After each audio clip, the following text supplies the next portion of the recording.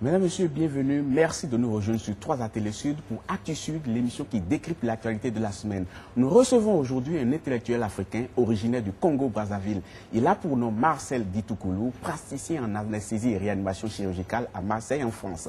Il est responsable d'un parti politique dénommé Congrès du Peuple. Il a créé depuis quelques années une fondation qui œuvre dans l'humanitaire aux côtés de ses frères et sœurs congolais. Il n'est pas là pour nous parler de l'évolution de sa carrière médicale, mais surtout pour donner sa vision de l'actualité de son pays, le Congo, et la gestion qui en est faite ces dernières années. Monsieur Ditoukoulou, merci d'avoir accepté notre invitation. Dans un premier temps, nous ferons avec vous un état des lieux de la situation sociopolitique et économique du Congo. Et en deuxième partie d'émission, nous allons voir avec vous les approches pour sortir le Congo de l'ornière. Dites-nous, comment se porte le Congo aujourd'hui? Merci beaucoup, Monsieur Babilas, de nous avoir reçus sur votre plateau. C'est une question importante et actuelle que vous me posez sur l'état des lieux de la République du Congo aujourd'hui, à la fois sur le plan politique, social, culturel et économique. Bien évidemment, je ne vais pas obliger vos téléspectateurs à une sorte de voyeurisme. Donc je présenterai le Congo sous forme de quelques chiffres éminemment parlants qui expliquent l'état dans lequel se trouve ce pays aujourd'hui. Le Congo, c'est un État qui s'étend sur 342 000 km² avec une très faible densité, 8 habitants au kilomètre carré. Mais le Congo, c'est aussi une niche d'eau de près de 5 millions de mètres cubes de réserve. Le Congo, c'est une production pétrolière qui oscille entre 300 000 barils et 500 000 barils jour. Et le baril de pétrole aujourd'hui coûte 100 à 110 euros sur le marché international. Le Congo, malheureusement, c'est aussi une dette colossale avec près de 70% de ses habitants qui vivent sous le seuil de pauvreté. Un véritable paradoxe, hein, quand on voit la richesse et l'état de la... C'est justement ça le gros problème congolais.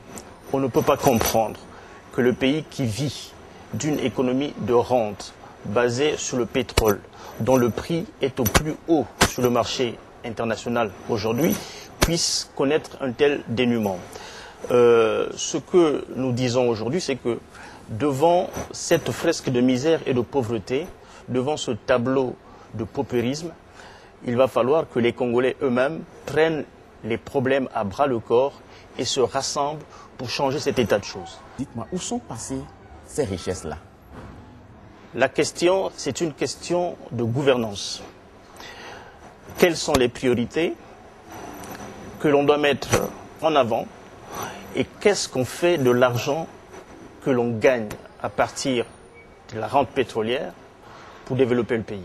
Or, on constate que l'état social du pays est délabrant, les infrastructures sont décadentes, les écoles, les routes, les dispensaires, les hôpitaux, tout est en stand-by. Dès cet instant, la question, à mon avis, n'est plus de recenser ou de ressasser le mal congolais, mais c'est de rechercher les solutions pour que ce pays, enfin, puisse se relever.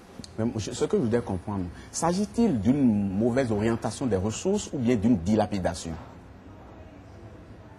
Il est tout à penser qu'il s'agit beaucoup plus d'une dilapidation des fonds par les autorités publiques.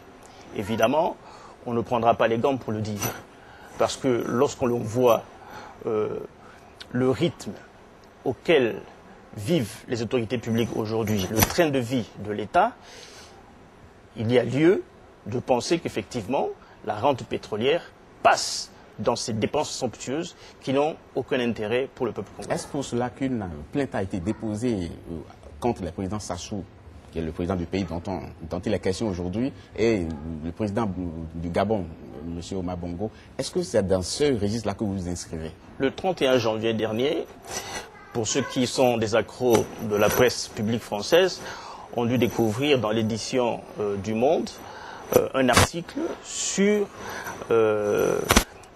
l'état des biens de certains dirigeants africains en France. Le patrimoine immobilier de ces dirigeants. Et parmi ces dirigeants, malheureusement, il y a le chef de l'État congolais, le président Denis Sassou Nguesso, qui, avec le président Omar Bongo, ont fait l'objet d'une plainte pour recel d'abus de biens sociaux.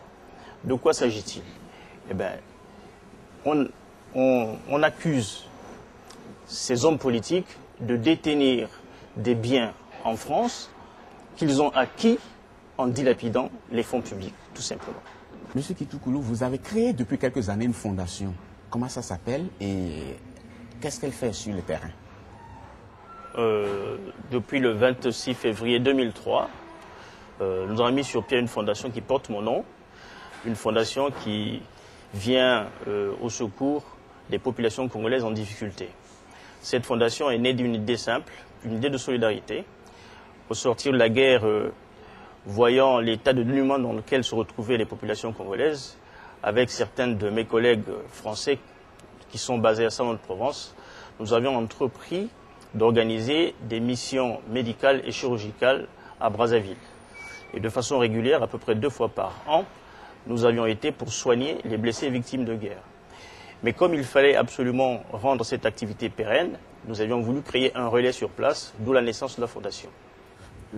Est-ce que vous avez d'autres actions que vous allez mener bientôt et comment est-ce que la population ressent ces actions-là sur le terrain? Eh bien, la fondation, au jour d'aujourd'hui, a un bilan presque envieux, malgré le fait qu'elle ne dispose pas de subventions publiques. C'est une fondation qui fonctionne sur fonds propres. Aujourd'hui, au jour d'aujourd'hui, nous avons réussi à réhabiliter des écoles dans Brazzaville. Nous avons réussi à implanter un centre d'apprentissage informatique pour les jeunes diplômés sans emploi. Nous avons mis à disposition des handicapés de Brazzaville plus d'1 millier de paires de cannes anglaises neuves pour les aider à se mouvoir. Nous sommes en ce moment en train de faire partir 2 ambulances pour initier les soins ambulants dans la ville de Brazzaville. Donc voilà un peu le travail de notre fondation qui porte beaucoup de satisfaction aux populations bien entendu, mais qui doit pouvoir s'intensifier dans les jours qui viennent. Oui, mais vous portez assistance à la population. Mais est-ce qu'il n'est pas bien aussi d'envisager à mener cette population-là à se prendre en charge? Est-ce que votre fondation n'a pas des projets en ce sens-là aussi, plutôt que d'être là pour assister éternellement? La question de la fondation, ce n'est pas tant d'enfermer les Congolais dans une sorte d'oisiveté, d'une assistance permanente, mais que faire devant la démission des pouvoirs publics face à leurs responsabilités? On ne peut quand même pas tourner le dos à ces populations qui souffrent. Aujourd'hui, toutes les associations humanitaires partout dans le monde essayent de venir en relais des défaillances de l'autorité publique. Et nous, ce que nous faisons dans notre démarche, c'est progressivement responsabiliser les populations à se prendre en charge, comme vous le dites. Mais en attendant, il faut commencer par quelque chose. Donc, il faut les assister et, dans un travail d'éducation et de formation, amener ces populations à se rendre responsables, comme disent les Chinois. Ne donnez pas du poisson régulièrement, mais donnez l'hameçon, la canne, pour enfin que chacun apprenne à pêcher et s'attrape du poisson pour lui et sa famille. Est-ce que ça prend déjà, est-ce que la mayonnaise prend à observer ce que vous faites et la réaction de la population sur place? Aujourd'hui, dans le cadre de la formation informatique, par exemple, nous avons près d'une centaine de jeunes Congolais qui ont été formés et qui ont pu se créer de petits emplois en ayant un ordinateur, en s'installant comme écrivain public dans un coin de Brazzaville. C'est déjà pas mal. Tout à fait. On ira sur un autre registre. Est-ce que le Congo aujourd'hui est un état de droit? Est-ce qu'il y a une réelle séparation des pouvoirs? Est-ce qu'il y a une réelle liberté d'expression? Pour vous illustrer le fait que le Congo n'est pas réellement un état de droit aujourd'hui, je vous prendrai simplement un exemple qui est connu internationalement, c'est l'affaire des disparus du Beach. Ces jeunes Congolais qui étaient 353, qui rentraient de leur exil en RDC et qui ont été victimes d'une rafle par la police publique congolaise au débarcadère de Brazzaville. Ces jeunes ont disparu jusqu'à maintenant. On ne sait pas ce qu'ils sont devenus. Même le procès ou alors la tentative de procès qui a eu lieu à Brazzaville n'a pas apporté les réponses que l'on attendait. Établir les responsabilités des uns et des autres dans ce dossier, prendre en charge les parents des victimes de façon à les aider à faire leur deuil, toutes ces dimensions à la fois politiques et citoyennes de cette question n'ont, à mon avis, pas été prises en compte. Mais à qui profiteraient ces disparitions-là et pour quel intérêt?